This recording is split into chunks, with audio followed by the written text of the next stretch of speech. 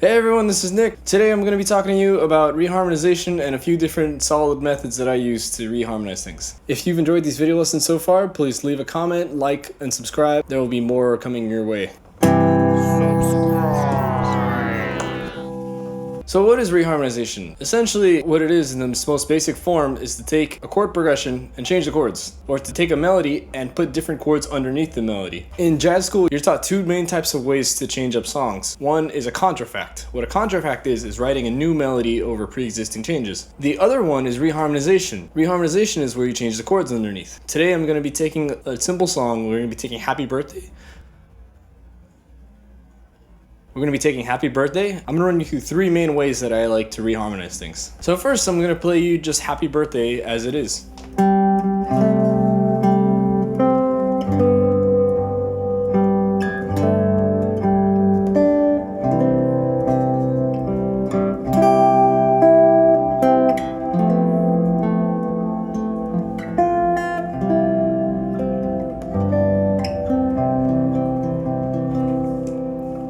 Okay, cool. So we're all familiar with that. We've all heard that a million times. Now, let's get into the first way of reharmonization. So the first method I like is what I call modal interchange. Now, modal interchange is when you take the chords that are already in the key. If we're in the key of C, we have C major, D minor, E minor, F major, G major, A minor, and B diminished. Now we're going to take those chords within the key and we're going to place them underneath the melody notes of Happy Birthday. So there's two main types of ways I like to do this. One that I call additive, and then the other one that I call subtractive. So the additive one is where we're going to add new chords and we're going to fill in some of the blanks. So here's one example of additive.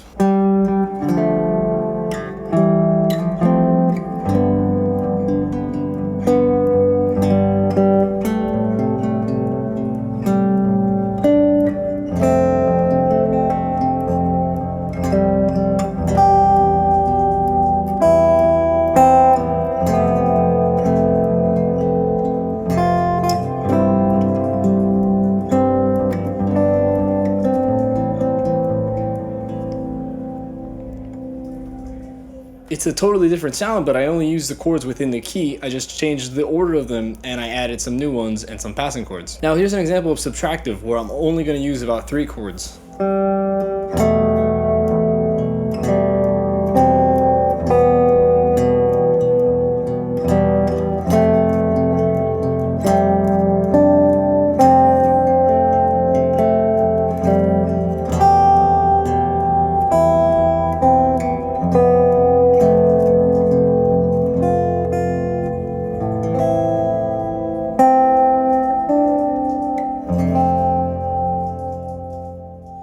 So again, very different vibe. This one some might call modal because it sits on some chords for a very long time, and it goes between E minor, F major, and then A minor. Another method of what I like to do is called inversion. If you've seen one of my latest videos on open triad and inversions, you'll see how there's a lot of different ways that we can use inversions to spice up chord progressions. Now we're going to use inversions to create a counter melody to the melody. We're going to have a little bass line going. There's more activity in the bass, so there's going to be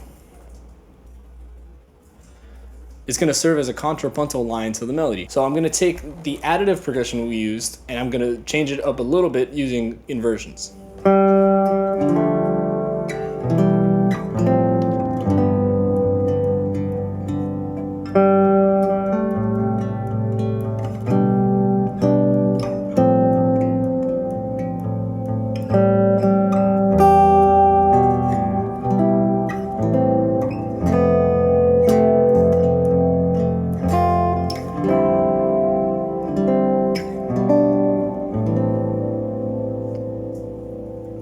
So the vibe is really similar, but with the new bass notes, it has a new melody and it's another point of interest when we're playing this. So the other way is a bit more obvious. It's taking the melody and considering that the major third of the chords. So for example, our first notes are G. So G is a third of E flat. So right away we're in a different key. Now we step into chromatic reharmonizations. The previous ones were all diatonic, meaning that they're all within the key. This is taking things a little bit further. So I'm going to play the melody an octave up now, and we'll see how it goes.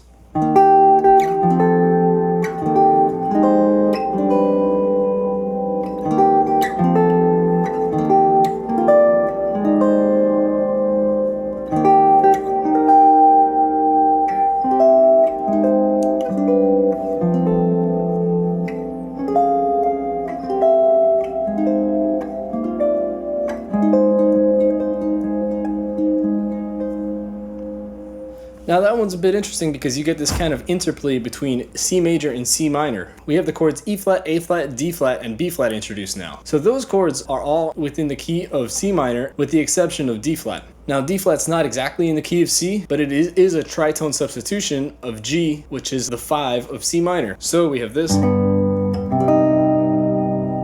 That works because we have this.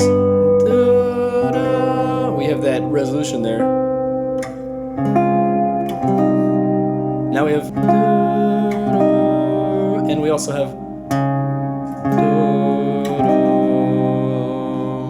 so we have a bunch of different resolution points as well. And then we have chords in C major. We have C, we have F, and we have G. It kind of creates this bitonality, so we're going back and forth between two keys relatively seamlessly. So then we can do the same thing, but now we can consider the chords major or minor. So for example, our first note, G, we can harmonize that with an E flat, which would make it a major third, or we can do E minor. So I go back and forth between these two a little bit, and these are totally arbitrary choices based on what I thought sounded good, but I encourage you to explore and find what you like best. I think part of reharmonization is just getting to know the different sounds and how different keys work with each other. So I would definitely encourage you to explore the different sounds and come up with your own reharmonization language. So this is reharmonizing Happy Birthday using the melody as either the major or minor thirds of the chords.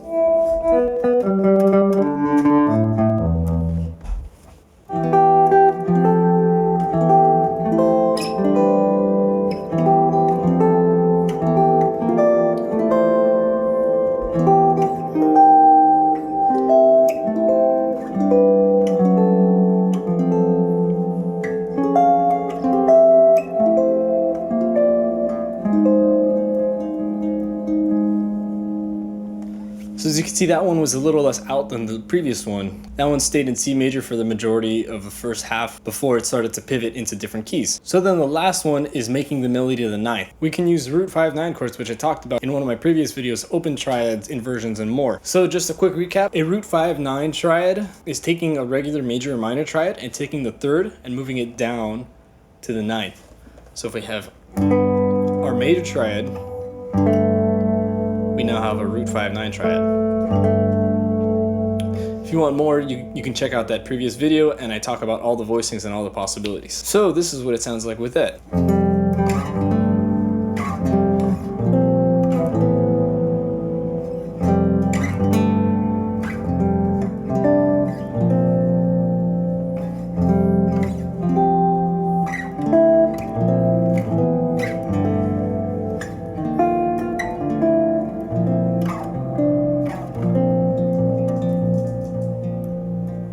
So to me, that one's my personal favorite. What's cool about the root 5/9 triads is that it doesn't really give away any quality. If I played you this root 5/9 triad, if I sing you the minor third, it'll have a minor sound.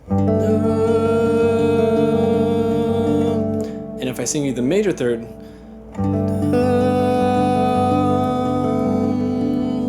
it'll sound like a major chord. If we're only using that when we're reharmonizing, it becomes very hard to tell whether it's major or minor, although it is implied because we do have a melody, so there is some kind of context. Since the melody is in the key of C, I think our ears gravitate naturally back to the key of C. So earlier I talked about two main types of ways to treat a composition. We have reharmonization and then we have contrafact. So one thing that I like to do is to take a reharmonization and write a new melody on top of that. There's one song that I've written called Gaslight, and I will be making a video shortly about my process in that and how I took Stella by Starlight, did a reharmonization of it and a contrafact, and ended up with a brand new tune. Now I'm going to play an improvised version of Happy Birthday where I reharmonize freely using some of the techniques that I've shown you and take them a little further, so stretching them a little bit.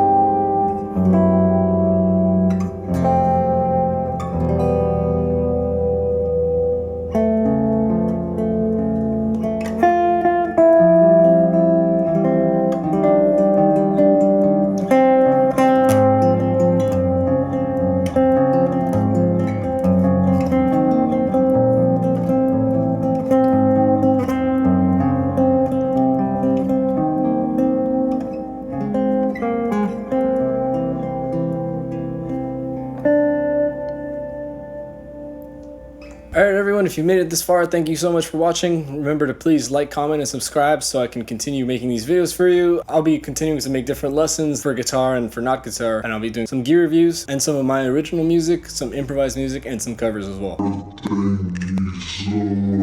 Hello.